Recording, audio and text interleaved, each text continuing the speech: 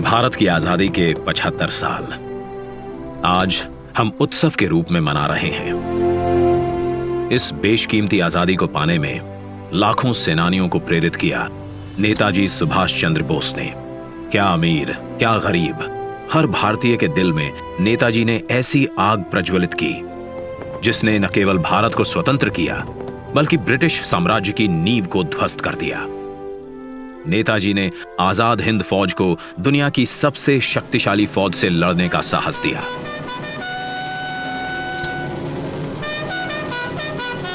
भारत की पहली अंतरिम सरकार की स्थापना की और 21 अक्टूबर 1943 को पहली बार भारत की धरती पर राष्ट्रीय ध्वज फहराया।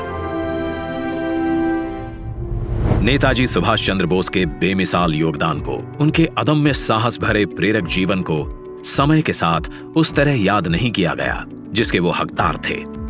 वर्ष 2014 में जब श्री नरेंद्र मोदी जी देश के प्रधानमंत्री बने, उन्होंने नेताजी के जीवन और संदेश नई पीढ़ी तक प्रभावी तरीके से पहुंचाने के लिए संकल्पबद्ध प्रयास किए।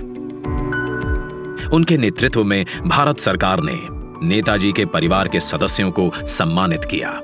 नेताजी के अंडमान निकोबार की ऐतिहासिक यात्रा के 75 वर्ष पूरे होने के उपलक्ष्य में अंडमान स्थित हैवलॉक द्वीप को स्वराज, नील द्वीप को शहीद और रॉस द्वीप को नेताजी सुभाष चंद्र बोस द्वीप का नाम दिया। लाल किले में नेताजी को समर्पित संग्रहालय और कोलकाता के विक्टोरिया मेमोरियल में बिप्लोबी भारत गैलरी बनाई।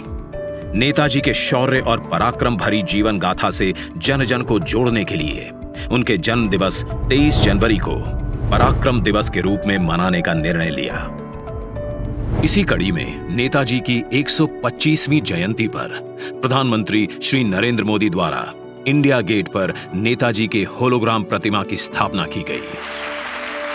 आज उसी स्थान पर ग्रेनाइट से बनी नेताजी सुभाष चंद्र बोस की प्रतिमा का अनावरण हो रहा है, जो भारत की सबसे ऊंची अखंड प्रतिमाओं में से एक है।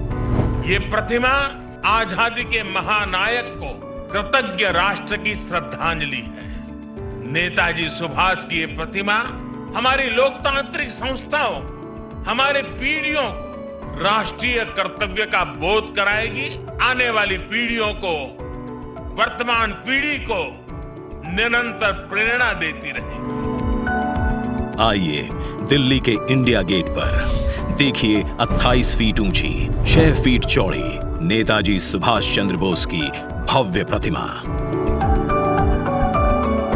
यह स्थान जो वर्षों से रिक्त पड़ा था, आज आजादी के संदेश से आबाद है।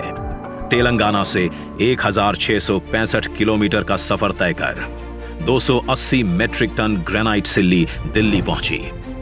इसे लाना भी एक चुनौती थी, जिसके लिए 140 पहियों वाली 100 फीट लंबी गाड़ी बनाई गई। प्रख्यात मूर्तिकार श्री अरुण योगीराज ने इसे आकार दिया। शिल्पकारों की टीम ने इसे 26,000 घंटों तक अपने श्रम से सींचा।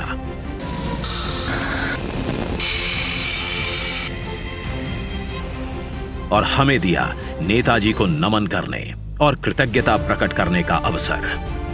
देश के लिए जीने मरने की हमेशा प्रेरणा देती रहेगी ये प्रतिमा।